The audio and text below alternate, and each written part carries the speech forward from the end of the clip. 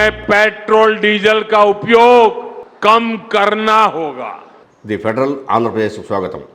ఇప్పుడు ఆంధ్రప్రదేశ్ రాష్ట్రంలో జరుగుతున్నటువంటి చర్చ సీఎం కాన్వాయ్ని 11 వాహనాల నుంచి 4 వాహనాలకు కుదించడము, డిప్యూటీ సీఎం కాన్వాయ్ని కూడా 2 వాహనాలకు కుదించడము, ప్రతి మంత్రితో పోయే వాహనాలకు కూడా కేవలం పైలట్ వాహనము, మంత్రి వాహనం తప్ప ఇంకా వేరేది అవసరం లేదని చెప్పడము. అది నిన్నటి నుంచి ఈ రాష్ట్రంలో, ఆంధ్రప్రదేశ్ రాష్ట్రంలో నిన్నటి నుంచి ప్రారంభమైంది. ఎందుకు ప్రారంభమైంది? పొదుపు.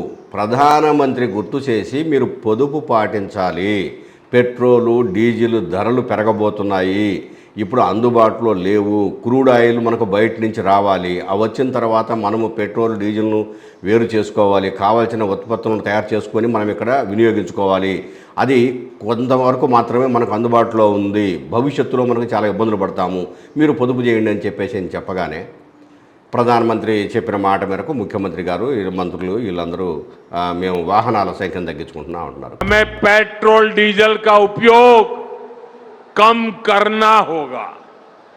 शहरों में जहां मेट्रो है वहां हम तय करें कि हम मेट्रो का ही उपयोग करेंगे, तो फिर कार पूल करने का प्रयास करें। కానీ కావాల్సిన కాడికి పోవడానికి హెలికాప్టర్లు కావాల్సిందే, పోవాల్సిందే, రావాల్సిందే. సరే, ఇక్కడ ముఖ్యమంత్రి గారు లేకపోతే ఉప ముఖ్యమంత్రి గారు వాహనాల సంఖ్యను తగ్గించుకున్నారు, బాగానే ఉంది.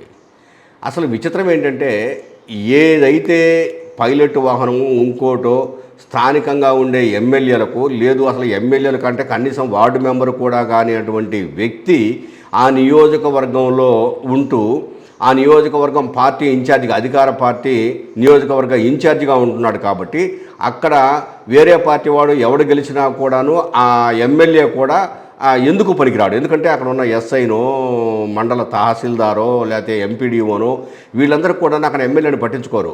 అధికార పార్టీ ఇన్ఛార్జ్ ఎవరైతే ఉంటారో అతను చెప్పినట్టు మాత్రమే వింటారు. అతనికి కూడా వెహికల్కు ముందు పోలీస్ పైలట్ వాహనం, ఎస్ఐ వాహనం ఉంటుంది. ఇంతకంటే ఇక ఆశ్చర్యపోవాల్సింది ఏముంది? ఇప్పుడు ఈ రాష్ట్రంలో దాదాపు ఒక 11 మంది అనధికార అంటే ప్రతిపక్ష పార్టీ ఎమ్మెల్యేలను పక్కన పెడితే మిగిలిన కూటమిలోని మిగిలిన అందరూ ఎమ్మెల్యేలకు ప్రతి ఒక్కరికి ఎక్కడికి బయలుదేరిన వాహనము అంటే ఇతని ఎమ్మెల్యే వాహనం ముందు పైలట్ వాహనం, పోలీస్ పైలట్ వాహనం. మరి ఆ ఖర్చును ఎలా తగ్గిస్తారు?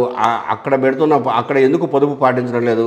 అంటే పోలీసులకు ఇచ్చే డబ్బులకు ఆడిట్ ఉండదు కాబట్టి, వాళ్ళు ఏం ఖర్చు పెట్టినా సరిపోతుంది కాబట్టి ఆ లెక్కలో కొట్టుకుపోతుందనా? ఇది దారుణం కదా. ఇదే ఈ రాష్ట్ర ప్రజలందరూ ప్రశ్నిస్తున్నారు. ఇప్పుడు మీరు పొదుపు పాటిస్తున్నారు, బాగానే ఉంది, అసలు ఇంతకాలం నుంచి ఎందుకు పొదుపు పాటించట్లేదు? ఎవరో ప్రధానమంత్రి చెప్పారని కాబట్టి పొదుపు పాటించడం ఏంటి? అది విచిత్రం ఏంటంటే, కరోనా వచ్చినప్పుడు ప్రధానమంత్రి గారు ఏం చెప్పారు తెలుసా? మీరు డప్పులు కొట్టండి, చప్పట్లు కొట్టండి, లేకపోతే పళ్ళ్యాలతో కర్రతో కొట్టి పళ్ళ్యాలు కొట్టండి, ఆ చప్పట్లు కొడితే కరోనా పోతుందా? ఇది ఎంత విడ్డూరంగా ఉంది.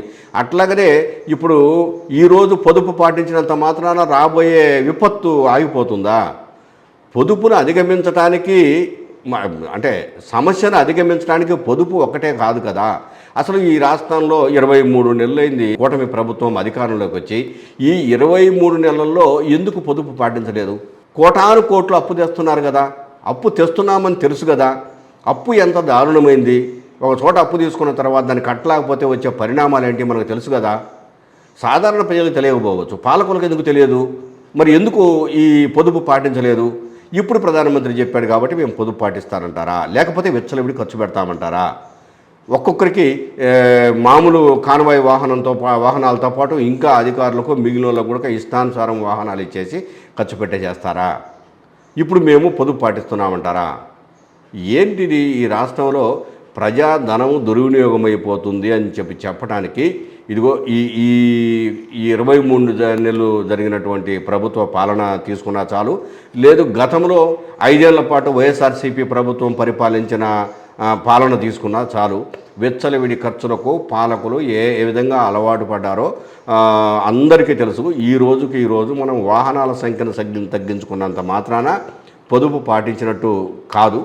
ఇంకా చాలా తగ్గించుకోవాల్సినవి ఉన్నాయి, ఎంతో జాగ్రత్తగా ఉండాల్సినవి ఉన్నాయి.